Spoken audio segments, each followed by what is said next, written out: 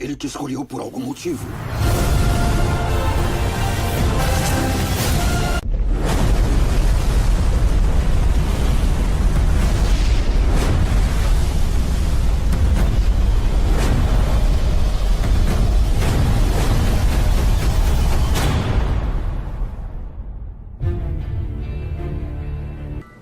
Apresentamos apenas uma breve visão das várias linhas de evidências científicas que apontam para a verdade e a precisão do relato bíblico sobre a recente criação da Terra e o grande dilúvio. Por mais breve que tenha sido essa nossa visão, a conclusão é certa.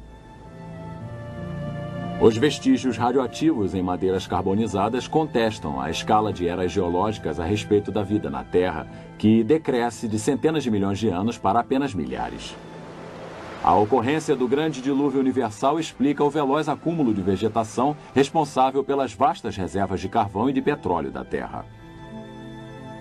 A idade jovem do carvão e sua formação rápida em laboratório, assim como o petróleo que se forma agora na bacia de Guayamos, na costa californiana, se encaixam apenas numa idade jovem e não antiga para a Terra. Os dinossauros são fósseis enterrados em massa em cemitérios e suas pegadas no carvão são uma lembrança muda das inúteis tentativas de tais criaturas para escapar das águas emergentes de um dilúvio universal. O excesso de hélio em granitos profundos fornece evidências concretas de que as rochas da crosta terrestre são jovens e, consequentemente, perturba de forma poderosa os conceitos de uma Terra que se desenvolve desde a antiguidade. E, finalmente, as impressões digitais da criação, também encontradas nos granitos, as mesmas rochas que a Bíblia menciona como sendo as rochas das fundações da Terra, confirmam que todas essas rochas são produto da mesma criação. Esse fato invalida a premissa básica do evolucionismo a respeito da decomposição radioativa uniforme e faz desmoronar toda a estrutura de eras evolutivas. Necessitamos concluir, portanto, que a idade de 4 bilhões e 500 milhões de anos para a Terra, atribuída pelos evolucionistas, não passa de ficção científica. Antes de vislumbrarmos essas evidências, talvez poucos acreditassem que os monolitos de granito de Yosemite fizessem parte da origem da Terra há cerca de 6.000 anos. Isso é até compreensível, em virtude de vivermos num mundo secular dominado pela crença de que a ciência apoia a visão evolucionista de uma Terra antiga. Porém, agora que as provas a favor do criacionismo de uma Terra jovem expuseram o erro fundamental do evolucionismo, nos damos conta de que sempre houve uma ponte ligando a ciência com a criação bíblica. Por que não reconhecemos isso antes? Parece que ficamos ofuscados pela ideia de que poderíamos explicar toda a história da Terra através das leis naturais que atualmente vivenciamos. Esquecemos que os poderes criativos infinitos de Deus estão muito além da nossa limitada compreensão do universo e das leis que o governam. Portanto, as coisas que se encaixavam ao evolucionismo foram enfatizadas de tal forma que parecia que a lei natural realmente explicava tudo. As coisas difíceis que não podiam ser explicadas eram colocadas de lado. Tínhamos a tendência de esquecê-las, esperando que algum dia pudessem ser resolvidas. O que deixamos de admitir para nós mesmos é que muitas dessas coisas difíceis eram, na verdade, impossíveis de serem explicadas dentro do arcabouço da evolução. E que, na verdade, eram evidências, quer para a criação ou para um dilúvio universal.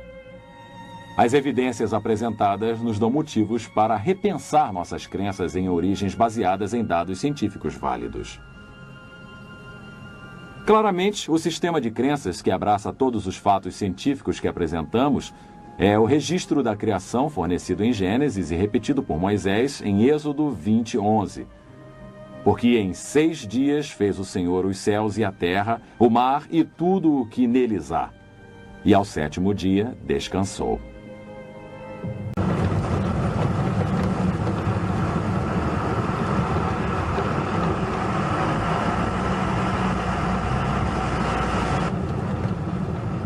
O carvão, uma das grandes fontes de energia da Terra. Antes que possamos responder à pergunta relativa à idade do carvão e o tempo de sua formação, precisamos responder à pergunta: de onde vem o carvão? Aqui nessa mina de carvão em Price, Utah, temos a resposta. Aqui temos um tronco praticamente todo transformado em carvão. Há milhares de troncos assim nessa mina e em outras minas por aqui na região de Price. Este fato nos revela que se houver as condições corretas de pressão, de temperatura, de umidade e de tempo, essa madeira e outras vegetações irão se transformar em carvão. A pergunta seria: quanto tempo levou para que isso acontecesse? Do Monte Catherine, Austrália. Não distante dessa área costeira, com seus marcos geográficos de montanhas planas, há um objeto de extremo interesse geológico: uma árvore antiga. Os restos fossilizados dessa árvore podem ser vistos se estendendo ao longo de 3,5 metros de camadas sedimentares entre dois veios de carvão que aqui se encontram. Há anos, quando uma companhia de mineração escavou as camadas revelando a árvore, o fundo da árvore poderia ser visto estendendo-se para baixo, para a parte inferior da bacia.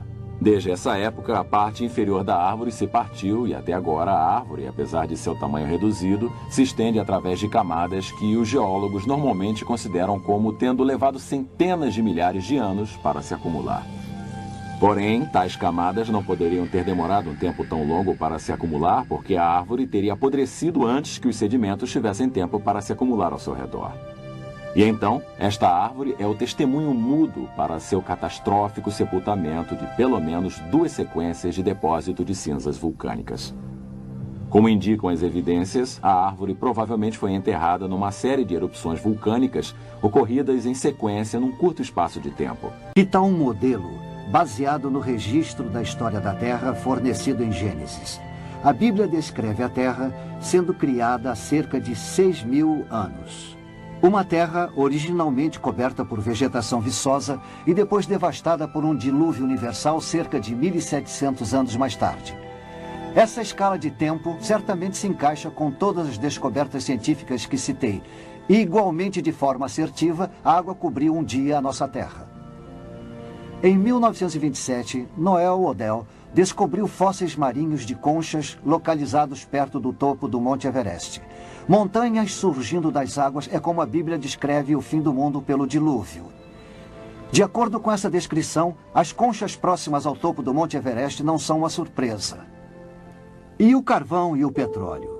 Seriam eles um resultado da devastação rápida e do sepultamento da vegetação por um dilúvio universal? Se for, que dilúvio universal poderia ter causado este sepultamento tão rápido?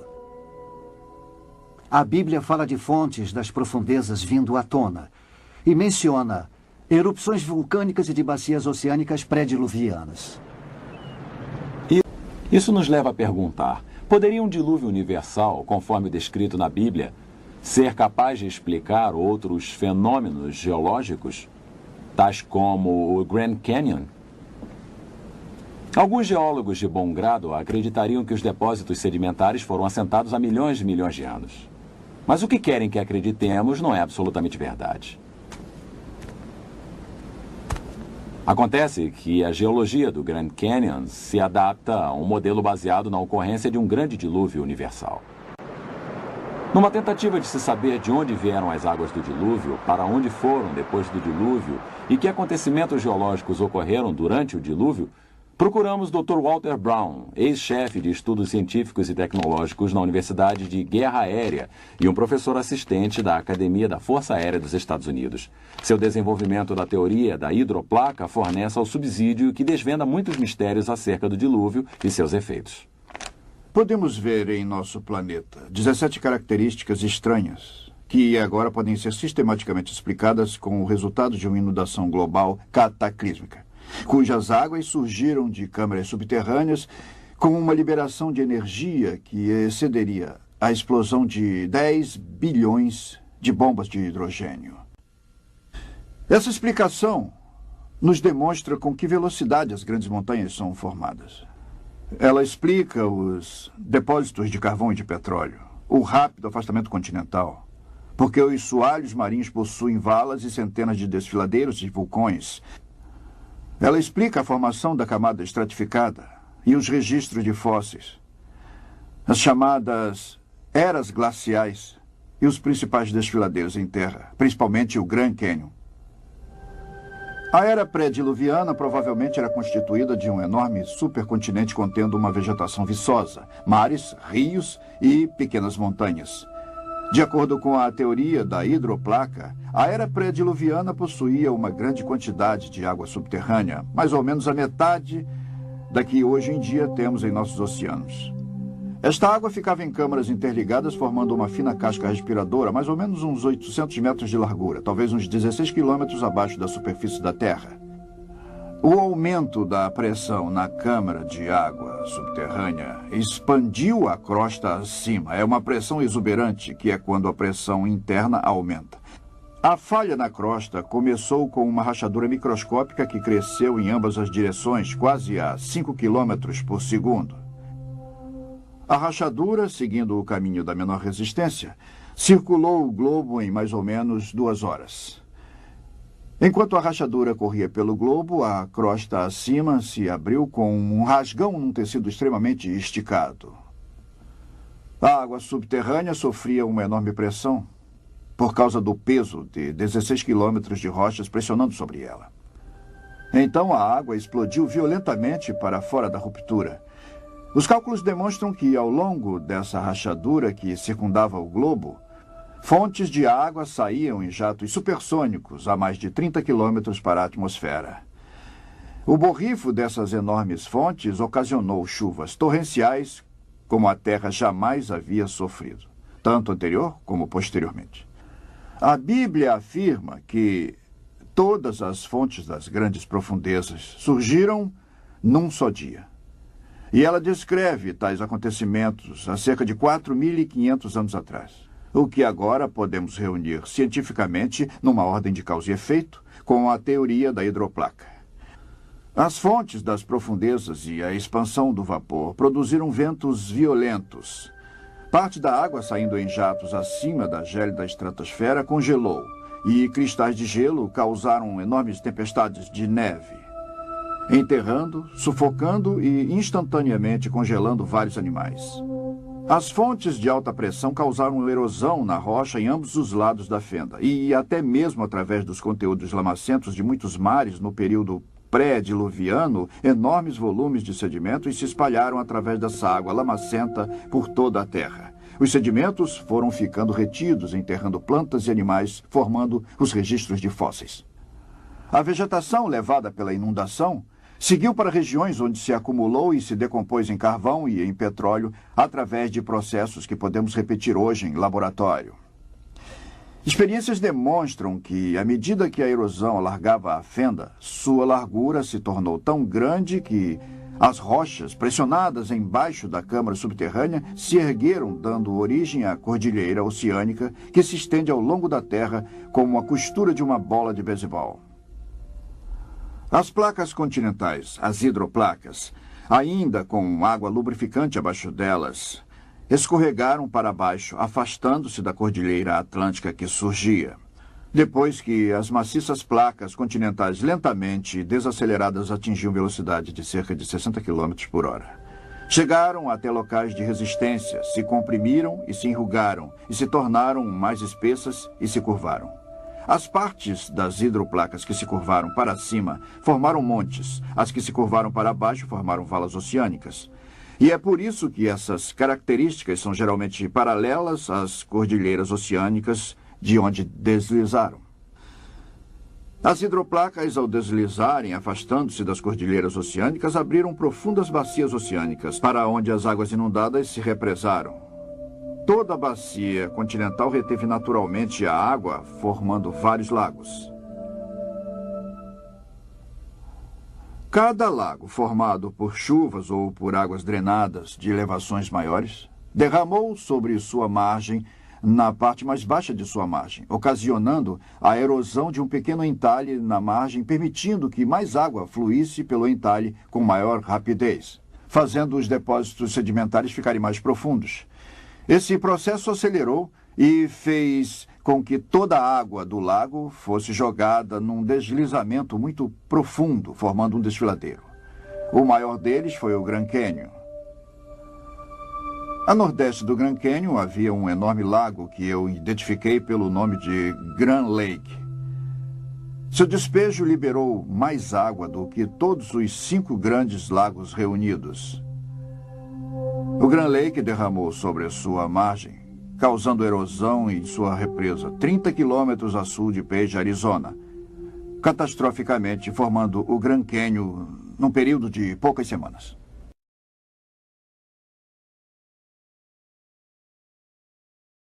Mas agora, tecnologias científicas modernas e explorações arqueológicas estão começando a desvendar muitos dos segredos da história de Noé, há muito esquecidos. Algumas pessoas argumentam que a história da inundação global de Noé, assim como grande parte da Bíblia, não passa de antiga lenda com pouca base na verdade. Mas quando cientistas e linguistas partiram em busca de fatos, surgiram achados surpreendentes. Charles Berlitz, autor de vários livros, incluindo O Barco Perdido de Noé, é um renomado linguista e tem estudado o relato do dilúvio de Noé detalhadamente. A história de Noé e do dilúvio são praticamente idênticas em todos os diferentes tipos de linguagens antigas, seja persa, babilônica, egípcia antiga, chinesa, sânscrito. A única coisa que muda, ocasionalmente, é o nome de Noé. Não apenas aparece na Bíblia cristã, mas também no Alcorão, a Bíblia do Islão. Lá é contada a história de Noé, ou Nu em árabe, que escapa do dilúvio em uma arca com sua família. Esses relatos certamente ajudam a apoiar a lenda de Noé, mas existe alguma evidência arqueológica que fundamenta essas histórias? O relato do dilúvio é encontrado em tabuletas cuneiformes babilônicas, acadianas e sumerianas que agora se encontram no Museu Britânico.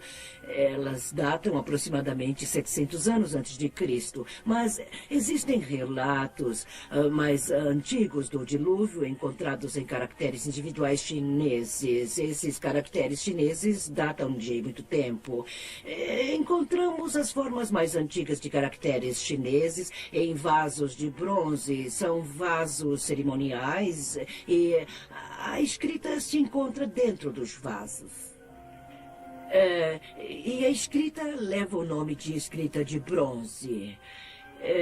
Esses vasos de bronze datam da época da dinastia Shang, cerca de 1700 antes de Cristo, apenas 600 anos depois do dilúvio. Um estudo das tradições universais e dilúvios revela que há mais de 200 relatos. Também descobriu-se que essas tradições são universais em sua distribuição e têm muitos elementos em comum.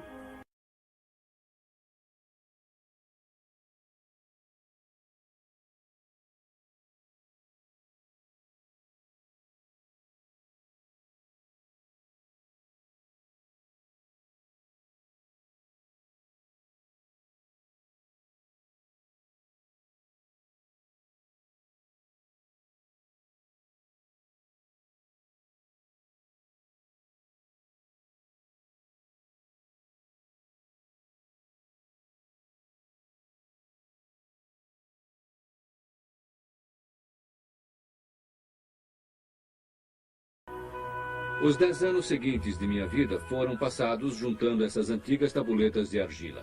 Mas era mais do que um complicado quebra-cabeças. As inscrições daquelas tabuletas que eu traduzi provocaram um profundo efeito no mundo da arqueologia. Em 1872, após uma década de trabalho, Smith se deparou com um relato de um barco que sobreviveu a um grande dilúvio e repousou em uma montanha. De uma pomba que foi enviada e que não encontrou um lugar para pousar. A história contada nessas tabuletas, conhecida como Épico de Gilgamesh, coincidia exatamente com a história de Noé na Bíblia, sugerindo que o relato bíblico era bem mais do que uma ficção lendária. Os achados surpreendentes de Smith suscitaram muita curiosidade científica e reacenderam um enorme interesse público a respeito da arca e sua possível descoberta.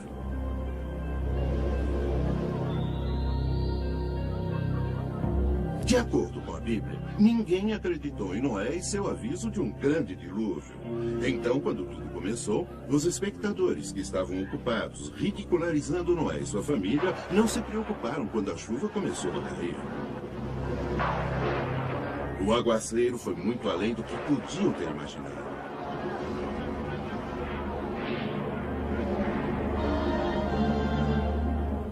O desprezo foi esquecido e a preocupação se transformou em medo.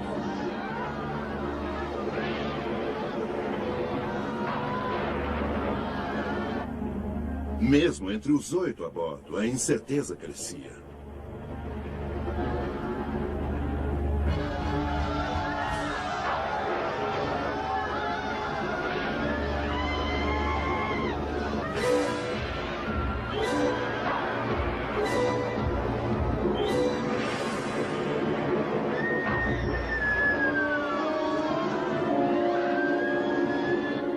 Por ser o tipo de homem que era, Noé se compadeceu deles, mas sabia que não havia outra escolha, a não ser seguir as ordens de Deus.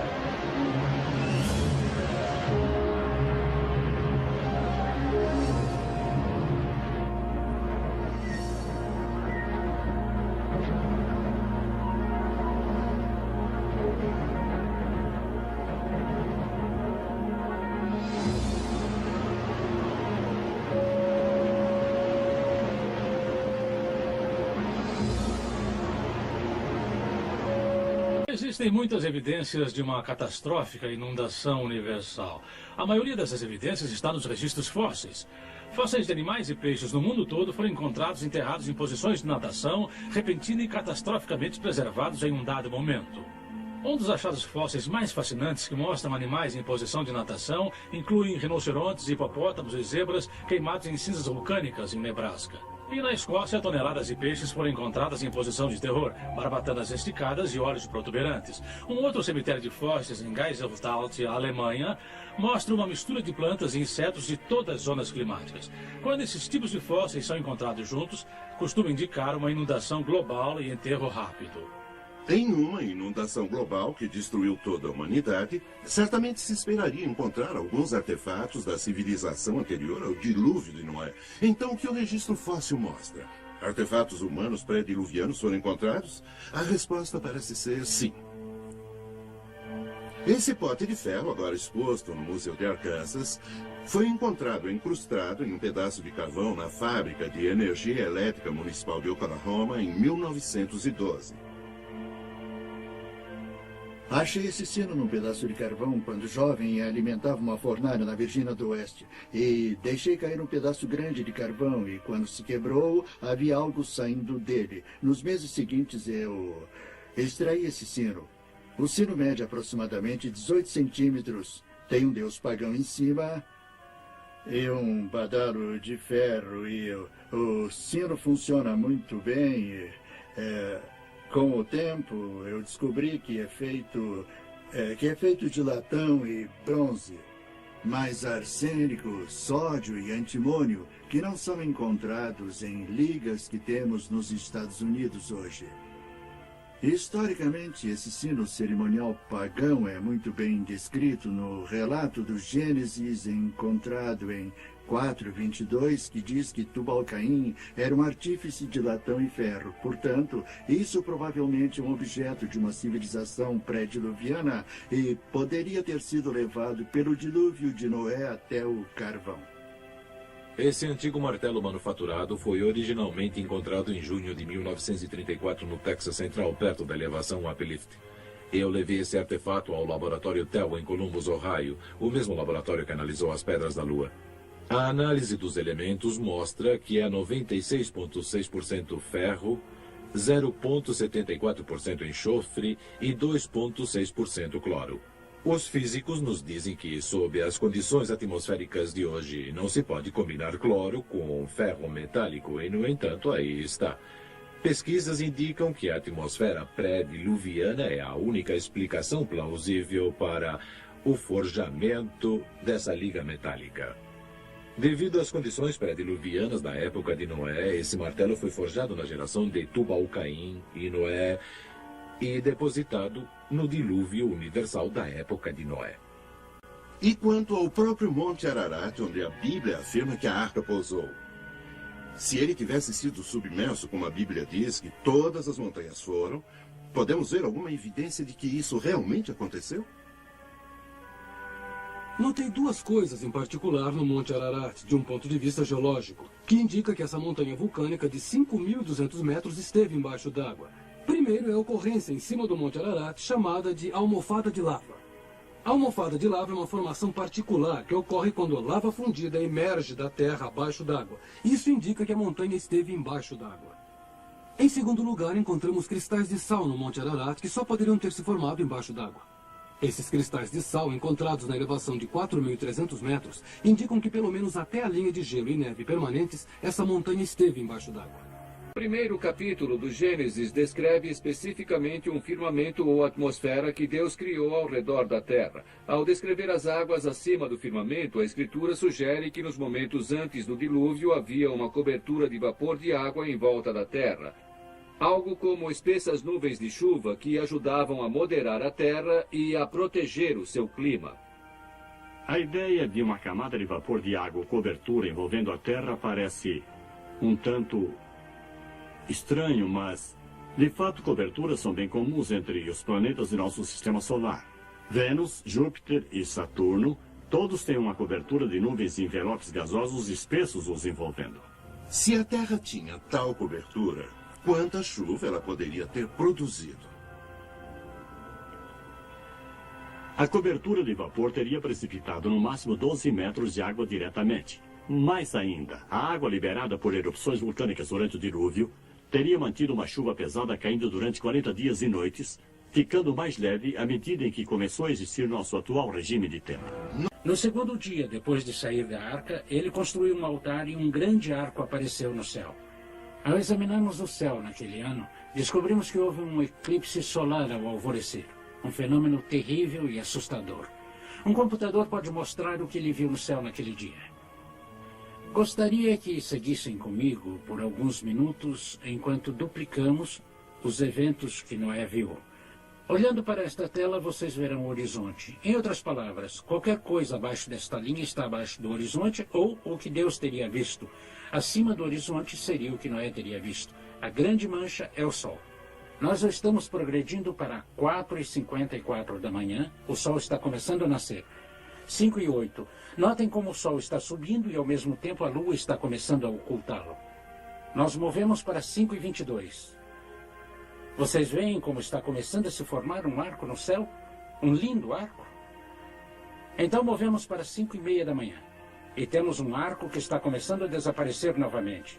Mas isso teria sido muito mais espetacular, porque o Sol encurva os raios de luz ao se aproximar do horizonte. Portanto, teria sido uma visão assustadora para Noé. Igualmente espetacular no céu do ocidente, se teria visto no arco-íris, talvez. E aí vocês têm, precisamente no computador, o que Noé viu naquele dia. Apesar do bíblico dilúvio global ainda ser debatido nos círculos científicos, uma catástrofe universal explica melhor a maioria dos fatores físicos da Terra.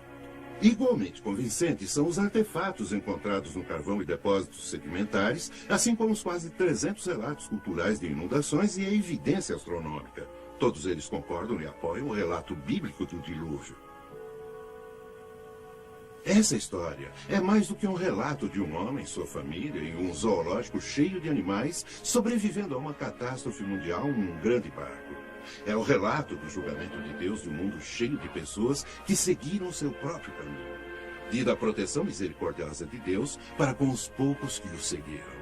Deus ainda quer que tenhamos fé ao segui-lo. Se ele estivesse mandando fazer uma arca hoje, você estaria trabalhando ao lado de Noé? Ou você seria um dos céticos? Algo a se pensar.